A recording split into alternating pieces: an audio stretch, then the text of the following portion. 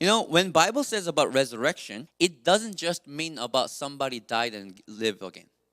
There are many times that's been recorded as someone claimed as a dead and rose again. We call it miracles, not the resurrection. Lazarus, the daughter of Jairus, claimed as a dead. People were having funerals. They lived again. But we don't call it as resurrection. We call it miracles. Why? Yes, they died and they came back to life, but they still had to die again. What makes Jesus' resurrection so special to us is that after he rose from the dead, he didn't die anymore. Revelations 1:18, I am the living one. I was dead, and now I look, I am alive forever and ever, and I hold the keys of death and Hades. Romans 6:9 says, for we know that since Christ was raised from the dead, he cannot die again. Why? Death no longer has a mastery over him. Why? The death he died to sin once for all. But life he lives to God.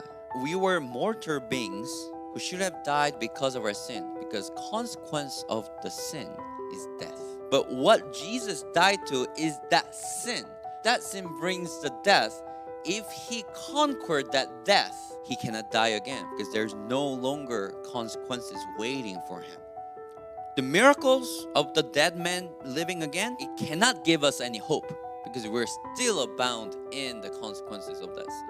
But when Jesus died, when he resurrected from the dead, this speaks of the conquer, victory over death. It says that consequences of a sin has been dealt with and it's no longer binding us.